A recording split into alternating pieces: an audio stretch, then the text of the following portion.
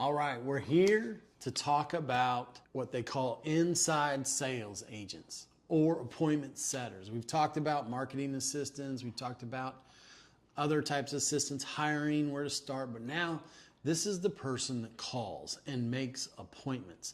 Not a customer service, but an actual person that sets appointments for you. Inside sales agents, what the industry calls them sometimes. And this is what most people think that virtual assistants are, is callers. And so that's where we're at today. We're going to talk about inside sales agents. So the first thing that you need to do when you are talking about inside sales agents and what they can do for you, the very first thing is you got to figure out what you're going to have them do. So we're going to get into a lot of the different things that an inside sales agent can do. But what they first are is they are appointment setters. And the first thing that you really need to do if you are going to be training these people or somebody on your team, you have to know the script really well. And you have to know exactly what they're going to be doing. So define the roles and responsibilities of the inside sales agent. Clearly outline the tasks, the expectations. Make sure that you have a really good training process and a tracking process. They need to know the expectations. So this, I feel, is one of the hardest things for a virtual assistant to do, but it also, I feel that it takes the person in charge, they tend to step away from this role. And they abdicate it. When we talk about abdication of roles, this is the biggest abdication because the person in charge, the business owner, the manager, who's ever in charge of this, they have no background on it usually where they don't make appointments. So they just want to get rid of it, somebody else call. But this is a money maker, and this is where you can go in there and actually help it grow. And how are you going to train somebody if you haven't been involved with it? If they come back to you and they say, oh, well, these leads are bad or whatever else, if you've never actually called and you've never set the time frame of what needs to be done, you're like, oh, with 8 hours of calls, you should set 16 appointments, or you should set 5 appointments, or you should set 1 appointment. You know, you're just pulling numbers out of air if you don't have a track record of you or the manager actually making those same calls to go with it. This is kind of where people go off is, I ask them this all the time. I'm like, so when you called, how many appointments did you set? So if they come to us and say, yeah, my ISA is just not real good. And I go, okay, well, when you called, how many appointments did you set? And they're like, oh, well, I don't have time to call. Well, And a lot of things that I saw is, number one, is either them or somebody on their team that's in charge of the inside sales agent is not good with the scripts or objections themselves. So if they aren't good, I'm not sure how they're going to be able to train. Well, it's one of those things where it's reps. So if you haven't put in the reps, it's tough to train somebody to also put in the reps with it. And so you have to be involved with this, and it's the first one. So it doesn't matter whether you're hiring virtually or whether you're hiring next to you, the city in-house, over, in-house, out-house, whatever house, to do it. Like, it's a hard position to fill. Well, not just to fill. I mean, I think it's just a hard position to have. So the very first thing that I feel that you should do is, number one, you or somebody who's going to be involved need to know it very well themselves. If you are going to hire, without a doubt, you have to understand the process. Then you have to be involved every day. So what I find is that they do not want to be involved at all. Nope. They say, hey, you should be making 3 appointments a day, and I am not going to role play with you, or nobody on our team is going to role play with you, and we just expect that these are the results that you should get. Yeah, so I use the basketball reference is half-day event, December 27th. You'll want to be there. We're going to help you build your brand. We're going to help you with how to create videos, where to do them, how to get your hooks, how to get the body, how to get offers in, and where you should put offers, how to actually get people to call you or come to you for business, and then how it'll relate to your other products, whether it's Google Business Profile, YouTube Shorts, your web page. This event is going to be action-packed for $27, December 27th. It's the basketball coach that just rolls the ball out there and says, go win a big game. And they miss the points of, well, before the game, we're taking jump shots. We're practicing jump shots. We're practicing free throws. We're practicing layups. And then the days leading up to it, and it's a build of, okay, yes, now when I get in that situation, I actually make it. And it's continuously. Like when you watch a professional sports team, like what are they doing before the game? Get there an hour, 2 hours before the game. What are they doing? They're working a full sweat going through it. And they may only get that 1-2 opportunities in a 48-minute game to do it. It's the same thing with calling. You work to get that opportunity when the lead says this and then they close it. Like that's what's the practice with, because you may go weeks and you may not get an objection, or 2 weeks or a month. And then the objection comes and it should be an easy objection, but they haven't practiced it. Yeah, that's a good point. So what I think, first of all, is you've got to know it yourself. Number two is you've got to know the stats, the tracking. So for example, how many calls can a inside sales agent make in a day? You need to actually track that. Are they going to use a dialer, or are they going to manually call? So I'm just going to talk about manually for a second. So if they're manually calling new leads, and if they're outgoing leads or incoming leads, I mean, there's so many different things that you need to look at. What kind of lead sources are they? Are they cold callers, or are they calling people back? So there's a lot of different things that you need to look at. But the first thing is I'm just going to give you an example. So manual dials a day, let's say that they make an average of 20 per hour. So that's going to really be depending on how many people that they're talking to a day. So how many conversations are they having? If they're having more conversations, they're going to be calling less. And if they're having less conversations, they're going to be able to call more. So let's just say it's an average of 20 calls per hour manual dials. You want to be talking to an average of, let's say, 20%. So if you're calling 100 and let's say 150. That's the goal on the lead source. Yeah. So the goal of the lead, so if you have a lead source, the goal is a minimum of 20%. Now, you better track that, and it better not be 20% overall, because if you have this lead source, let's say radio, if that's only 20%, you got a huge problem. Like that should be 60, 50, I don't know, 70, whatever it is. It should be much higher. And then you compare it to, say, a Google pay-per-click or just a Facebook lead or whatever else, where it's going to be less. And so, you have to break it down by lead source in terms of your goal is at least 20% conversations. Are you going to get it for everyone? No. Yeah. So like radio, it's probably going to be 90 or more. Google pay-per-click are going to be, if we can get 20%. So let's say we're calling an average of 150 manual dials a day.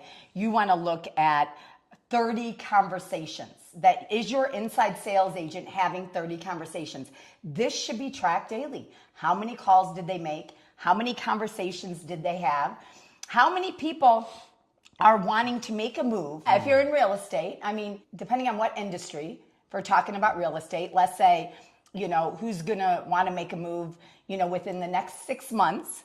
And that also, we're looking at hopefully 20%. So you want to measure that. So you've got 150 calls, 30 conversations, and then let's say 6 people want to make a move within the next 6 months or so. And then how many appointments are you going to make from that? So if they're going to make 50% of those into appointments, let's say those are 3, how many are going to show up? Let's say 50%. And of course, all of this depends on lead sources. So incoming leads, better lead sources, you're going to get much higher results. So I'm just basically talking about Google pay-per-click or Facebook or something similar to that.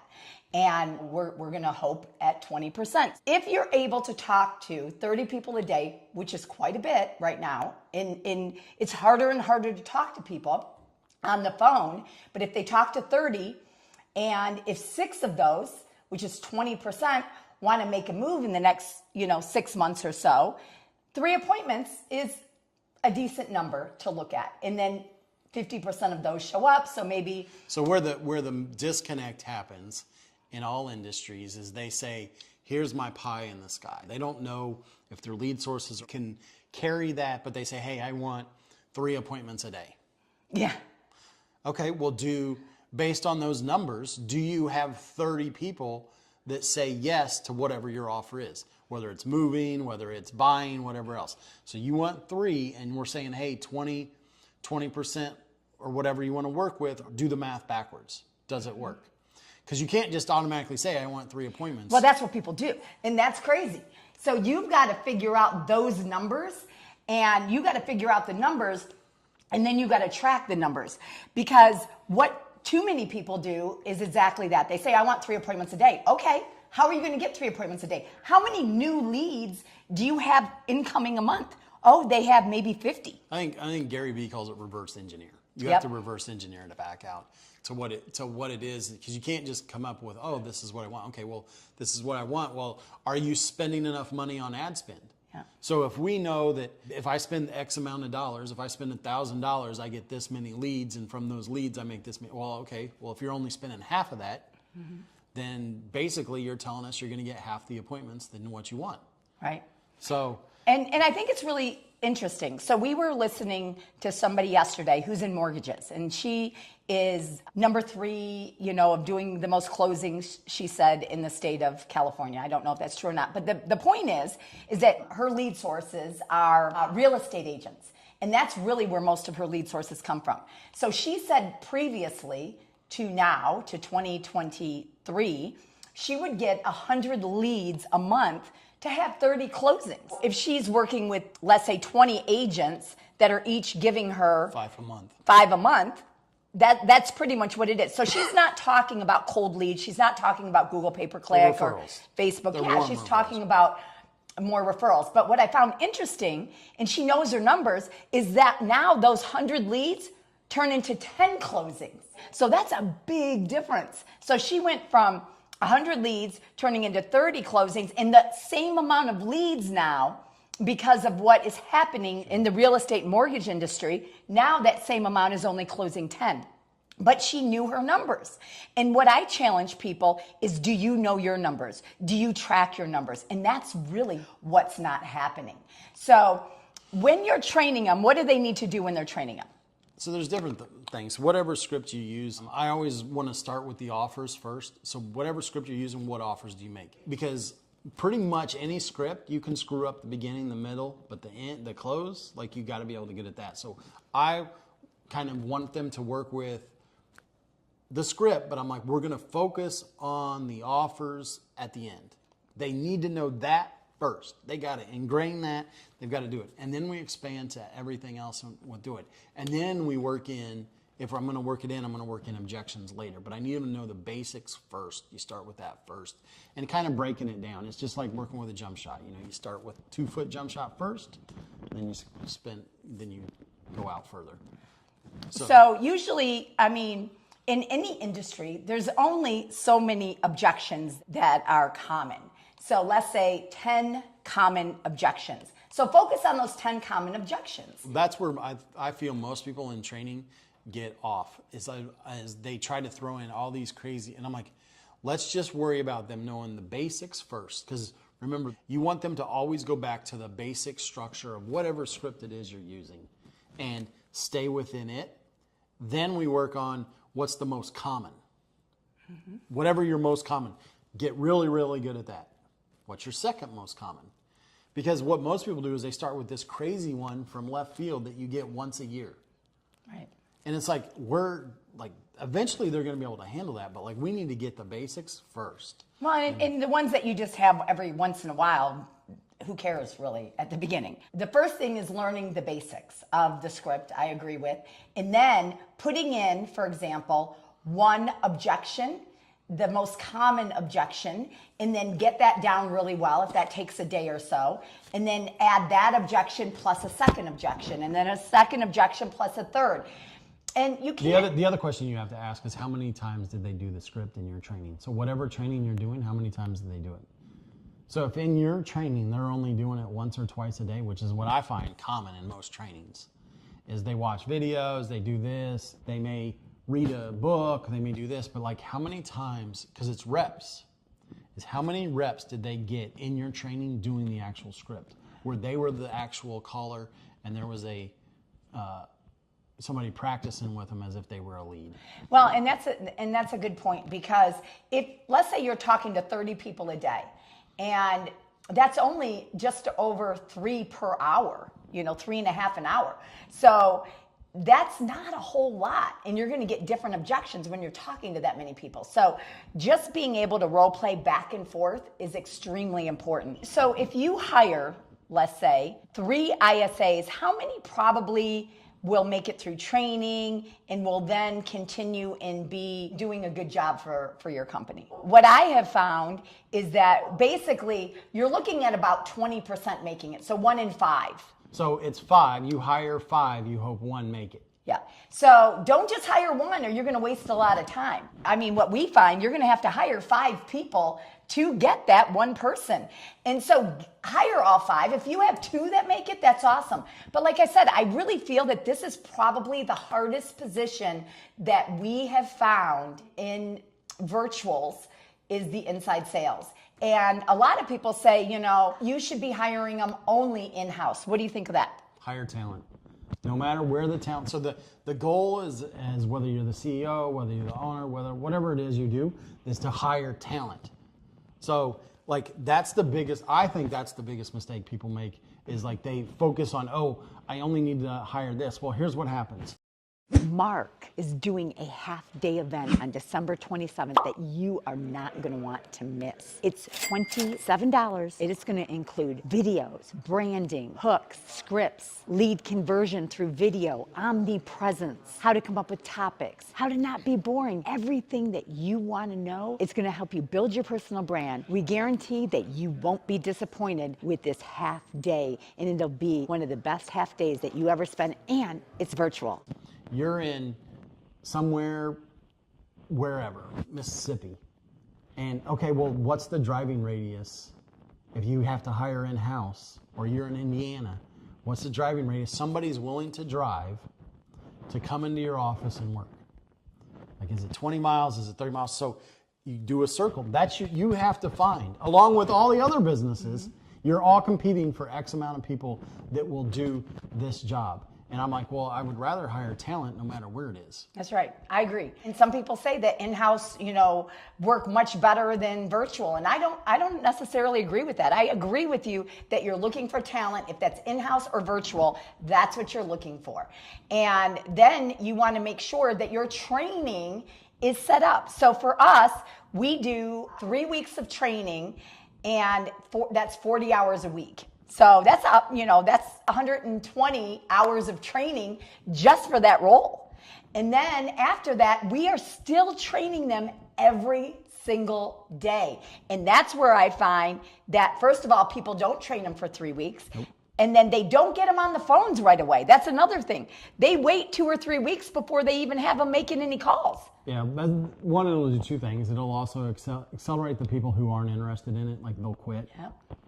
And then 2, it also allows you to see how they respond, because if they're a caller, they can adjust real fast. Yeah. If they're not a caller, they're going to be like, oh, I've got this, my back's a little stiff. And you're like, what's your back got to do with calling? Like, it's a voice. And so you kind of throw them in there, and then also I think it accelerates the learning curve. I also feel is that when you're an inside salesperson, that if you are given any script, just to look at the script and to read it, you're going to be able to tell right away if that person has actually been an inside salesperson before. Because so many people say that they were inside sales when they were customer service. They were actually not appointment setters. Order takers. They were order takers, or maybe they worked for Sprint, AT&T, Amazon, and they tried to maybe upgrade somebody or, ask them a question, but they weren't actually appointment setters. So make sure that when you're hiring that they can actually take the script, they can read it, and they can interpret it extremely well with you not saying anything to them. Then when you're actually talking to them, they should be able to answer when they say that they were appointment setters. Were they actually appointment setters? So you need to make sure that they weren't customer service or order takers or anything like that, which is a big difference. Then you're going to train them on your script. You're going to listen to calls that they're making. You're going to make calls, okay? You're going to hire more than one. Because like for us, only 20% make it through training, and then the amount that we have to hire, even that the amount of resumes that we look at are another 100 to even hire a couple. So I mean, we're looking more than that. So it's 100 resumes to hopefully get one to go to training. Yep. Yep. So then you just said it's 20% make it through training. So now it's 100. So it's 500 to get 5 into training. Yep. To get 1. To get 1. So we're looking at 500 resumes to hopefully get 1 through training. And that's what people don't understand, that it's a lot and it's a lot of work. And you really don't know exactly how good they are until they're actually making the calls after training. Then you got to make sure that the expectations are set up front, that they're clear expectations, but they're also reasonable expectations. Don't just say to somebody, I need you to make 3 appointments a day. Because if they don't have enough leads, they're not making enough calls, and they're not talking to enough people, and they're not talking to enough people that want to buy or sell, within the next 6 months or so, those numbers are never going to happen. So you got to make sure that you figure out the numbers. Then you're going to make sure that you are following up with them every day. You're going to role play with them every day. You even role play with our ISAs after they've been with us 5 and 6 years, every single day. Every day. So it's just like the practice, like just what we talked about. What happens before the game? Do you just go to the gym and do a max bench? No, like you warm up. It's the same thing. I want to get their voice going. You want to see the ball. See them do a close, get everything going. And it's not a hard. So it's most people are like, oh yeah, we're gonna make this hard. I'm like, no, but it's usually a basic one. It's one objection, boom. And then what they can do is make sure you're recording their calls. If you can, and you're in a state that you are able to record calls, make sure you're recording the calls and listening to them. Listening to appointments, because that is a whole, confirming appointments, making sure they show up. That's a whole nother skill level that we aren't going to go into a whole lot today, but making sure that you are confirming appointments, they're showing up for the appointments, where are the appointments being held, how strong are the appointments, and then, there's so many different things. Well, it's just a process. So the first thing you do is the number of calls, the number of conversations. You start with conversations. Okay, they're having conversations. Are they setting appointments? And then what happens with the appointments? Are the appointments being held? So you do it a process. You can't rush the process. So first thing you get, are they having conversations? You go back, you listen to the conversations, you're seeing where you can maybe help them a little bit. So now we're at conversations, now we're making appointments. And so you help them with that. They've made the number of appointments you want. Now we go to actually meeting the people. So is it held? Where's the process going? And so this is why you'll never know if you haven't been involved with it. Like if you haven't made the sausage, you're not going to be able to get it. So let's say they're setting them at your office. You're setting the appointments at the office. They set 10, but only 1 shows up. Why aren't they showing up? You don't know. So what if we set it somewhere else? What if we set it at their place? Like what if we went to them? Would the appointments be higher? We don't know because you've never. Or you just got to track it. Yeah. So you just got to track, where the appointments are being held, what percentage are being held at a higher ratio. Then where are they closing? So then you got to look at the conversion ratios. And a lot of what I think is interesting as well is a lot of business owners or managers or team leaders think that if the actual appointment is being held and it's not being closed, who are they blaming? Blaming the caller. They're blaming the caller. And that to me is crazy because the caller is doing their job. The inside sales agent's job is to get the appointment and get them to show up. After that, it's the actual salesperson that's dealing with it. So once the caller gets the person in front of you, so they're or however you do it, whether it's Zoom, whether it's person, whatever your industry is, their job is to just get them there. The actual salesperson is to get the close. And a large percentage they mix them up. They're like, oh, well, they set all these appointments, but they didn't get any closed. Well, yeah, but they weren't there for the actual close. Their job was just to get them to show up. Yep. So you really, as a business owner or managing inside sales agents, you've got to look at who is the responsibility. Can the inside salesperson, can you have them help follow up with the appointments? Absolutely. You can put in a process map or a system that the inside sales agent, which really whoever the salesperson is, a lot of the time is the one who really is supposed to do that. But if you want the inside salesperson to help that process and to make those calls and to follow up with them, sure, they can help do that. But ultimately the person who is going to close, or the person that is responsible to close the deal, is going to be the salesperson. So can virtual assistants do inside sales, and can they do it well? Absolutely, they can. It is harder. I think this is the hardest position to do because there's so many moving pieces. The manager, the person in charge has to be involved. They have to put in a good training process, a good tracking process. They have to make sure that they're training every single day in this process. Somebody is. So there's a lot of moving parts. But just like Mark and I both said, that I don't feel necessarily that an in-house is better than a virtual person. It's more of the talent of the person, and that you have to measure.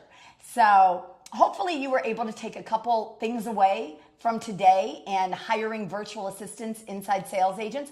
We, in further episodes, we will get into this more, and like what you want to possibly pay people, and because there is so much more information in this, and how you actually train, and the details, and the follow-up, and the tracking and everything else. So in the later episode, we will get into more detail, but hopefully today you were able to take a little bit away when you are hiring an inside sales agent for your industry.